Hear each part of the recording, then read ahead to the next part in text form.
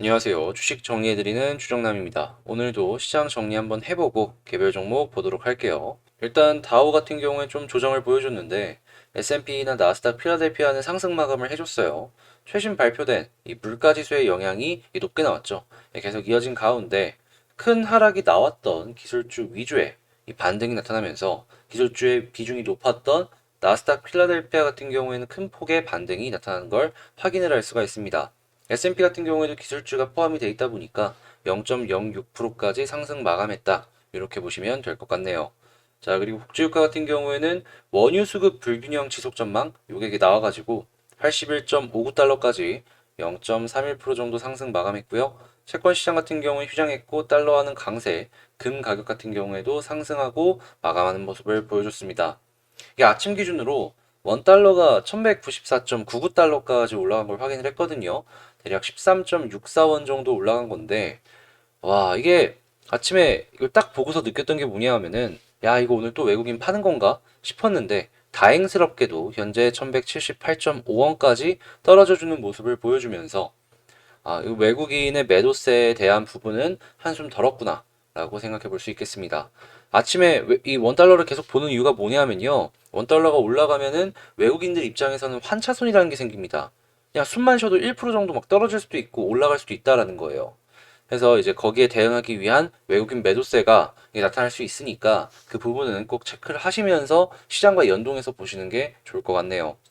자, 그리고 뉴스가 나온 게 뭐가 있나 보면은 지금 한국이 폴란드 원전 수주전에 총력을 기한다라고 하고 있죠. 경쟁사보다 대략 30% 정도 싸게 짓는다라고 하는데 남는 게 있나 싶다가도 남는 게 있으니까 이렇게 하지 않나라는 생각을 해서 한국 쪽의 기술력을 다시 한번 생각해 볼 수 있는 내용인 것 같고요. 자, K조선 쪽이 한국조선해양 올 수주 목표 146%를 달성했다라는 걸 봐서는 이 조선 쪽은 확실하게 살아나고 있구나라는 걸 볼 수가 있겠습니다. 후판 가격도 어느 정도 안정이 되어 있고, 그리고 후판 가격 높은 걸 대비해가지고 재무제표 상에서 선손실 미리 쳐놓은 그러한 회사도 있었잖아요. 이제 나오는 이익들 같은 경우에는 전부 영업이익으로 연결될 가능성이 높기 때문에 이러한 뉴스가 나올 때마다 이 조선 쪽은 계속해서 지켜봐야 될 것 같다. 이거 말씀드리도록 하겠습니다. 자, 그리고 헝다 채권 지금 11월 얘기도 계속해서 나오고 있는데 하이라이트는 12월이에요. 12월에 큰 거 하나 남았으니까 이걸 과연 잘 넘어갈 수 있을지. 중국의 부동산의 그래프가 꺾이고 있다라는 얘기를 본격적으로 들려오기 시작하는데 이 헝다 12월 채권이 아예 박살이 나는 모습을 보여주게 된다면, 야, 이건 한국도 무시를 할 수가 없다라고 생각이 들어서 12월 헝다 채권 어떤 식으로 흘러갈지 보면 좋을 것 같고요. 오늘은 MSCI 반기 리뷰 날입니다. 이 편입 편출 여기 어떤 식으로 이제 얘기가 나올지 요거 보면 될 것 같고요. 그리고 이제 폴더블 흥행에도 삼성 중소형 OLED 추가 투자는 이게 별로 생각이 없다라는 얘기가 나오고 있어요. 패널보다 예전에 모듈이 없어가지고 출하하는데 어느 정도 애로사항을 겪었다라고 해서요.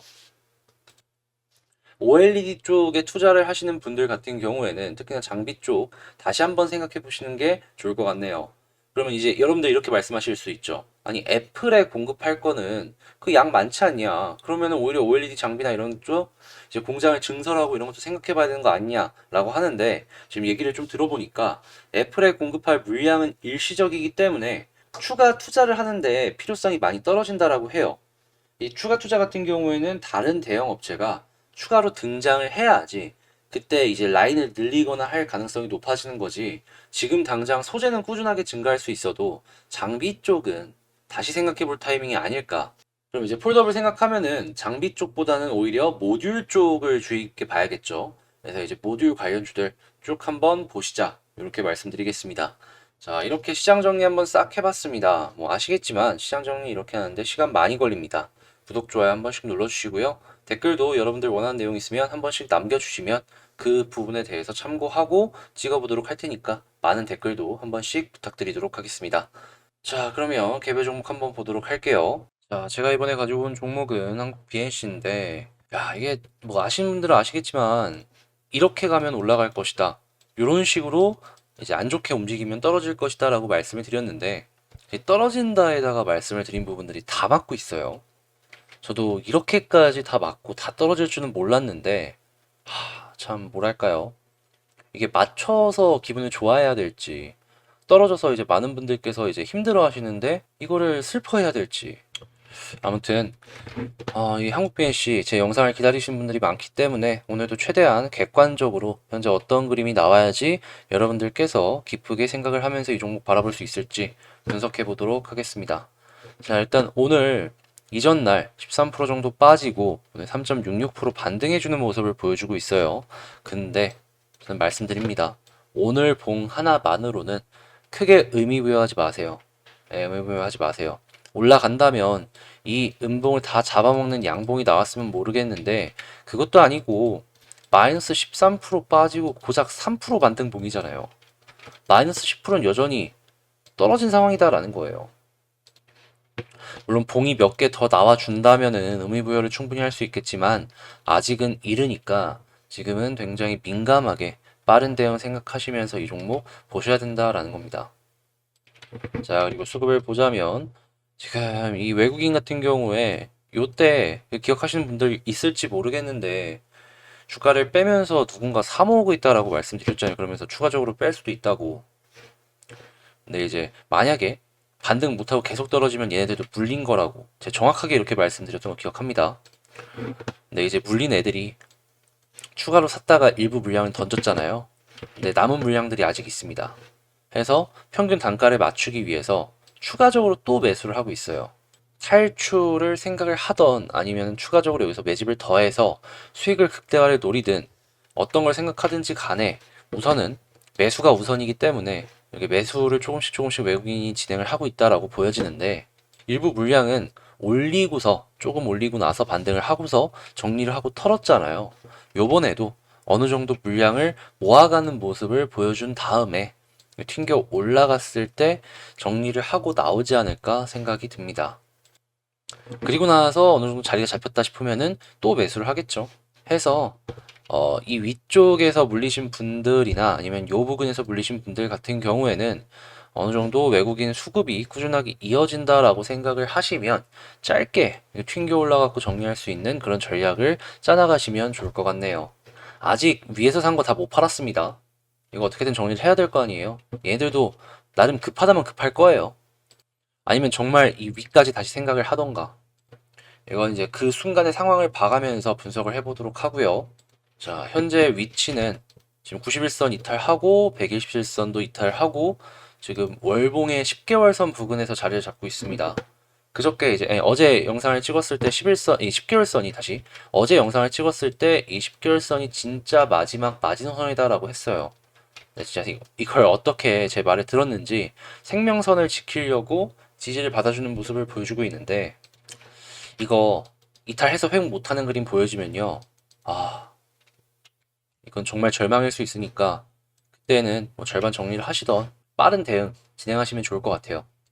자, 그리고 요날 제가 말씀드렸던 거 기억하실 거예요. 이렇게 떨어지고 나서 요 음봉이 나오고 만약에 이 종목이 올라가기 위해서는 요 안에서 놀아야 되며 올라가는 순간 쭉 올라갈 가능성이 있다고.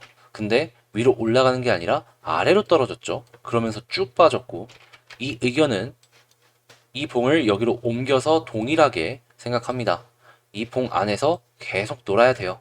그리고 이 위로 올라가는 순간 추가 상승을 기대해 볼 수 있을 것 같아요. 현재 만약 그렇게 된다면 11선은 이게 차근차근 시간 때문에 아래로 떨어질 거니까 돌파할 수 있을 것 같거든요. 나름 물을 탈 거라면 그 부분을 추가 매수의 타이밍 자리다 라고 생각을 하면서 바라볼 수 있을 것 같네요. 근데 이제 저처럼 21선 성애자, 그러니까 21선 뚫기 전까지는 안 산다라고 하는 사람들이 있으시다면 21선까지는 기다려도 괜찮을 것 같아요. 만약에 슈팅이 일어난다면 수익은 약간 좀 적을 수는 있어도 여기보다는 그래도 조금 더 안전하니까요. 그래서 이건 취향 차이니까 여러분들 취향에 맞춰서 진행하시면 되겠고 정말 올라가게 된다면 이제 곧 있으면 이렇게 데드크로스 나올 거거든요. 1차적으로는 이 121선이 저항으로 작용을 할 것이고 그 다음에 21선이 저항으로 작용이 될 가능성이 높겠습니다. 그리고 진짜 모든 걸 다 뚫어갖고 올라가게 된다면 이렇게 쌍 바닥으로 그려지거든요. 여기는 개미 털고 올리는 자리. 스탑로스부터 해서 다 털었을 거 아니에요. 그죠? 그리고 이제 그렇게까지 올라가게 되면은 21선은 무난하게 뚫어줄 것 같은데 26,000원 부근에서 저항으로 맞게 될 거예요. 먼 얘기지만 혹시나 그런 식으로 가게 되면요. 21선 뚫고 요 저항대에 맞아갖고 아 여기서는 이제 끝내야 되나 라고 생각하지 말고 그냥 안녕 하고 반가워요 하고 어? 뚫고 올라갈 거니까 기쁜 마음으로 지켜보시는 게 좋을 것 같아요. 자, 이렇게 한국 BNC 현재 이제 봐야 되는 방법 몇 가지에 대해서 제 개인적인 견해를 한 번씩 넣어 봤는데요. 저는 이제 최대한 여러분들께 도움이 되었으면 하는 마음에서 이렇게 말씀을 드리는 거고 좀 더 으쌰으쌰 하면서 이거 이 안에서만 놀면 된다니까요. 이 위로까지만 올라가는 거 같이 지켜보도록 합시다. 한국 BNC 마치고 더 좋은 영상으로 다시 찾아뵙도록 할게요. 아, 그리고 제가 아마 다음 주부터 이제 멤버십을 열 수가 있을 것 같아요. 이 멤버십에서는 어떤 게 있냐? 특별하게 여러분들께 매수 매도 추천을 드리고 이런 건 아니고요. 그냥 실시간으로 제가 보는 이 관심 종목들 그런 것들을 15개로 정리를 해서 여러분들께 이제 보여드릴 거예요. 한 번에 15개 공개는 아니고 한 3개씩 뭐 2개씩 해서 이렇게 넣고 빼고 넣고 빼고를 할 거거든요. 그러면 뭐 예를 들어서 지금 12일이에요. 멤버십을 운영을 하고 있다라고 하면은 12일 날 보면은 12일 제가 보고 있는 가장 최고의 관심 종목은 뭔지 이렇게 확인을 하실 수가 있다라는 것이죠. 뭐 13일이면 좀 달라질 수도 있고 유지가 될 수도 있고 뭐 15일이면 또 어떤 건 넣고 빼고 이게 반복이 될 수도 있다라는 거겠죠. 아, 그냥 얘가 생각을 하고 있는 관심 종목이 뭔지 궁금하다 라고 생각을 하시는 분들은 관심 있게 지켜보시면 좋을 것 같아요. 자, 그럼 저는 진짜로 다음에 더 좋은 영상으로 다시 찾아뵙도록 하고요. 구독, 좋아요 한 번씩 부탁드리면서 영상 마치도록 하겠습니다. 감사합니다.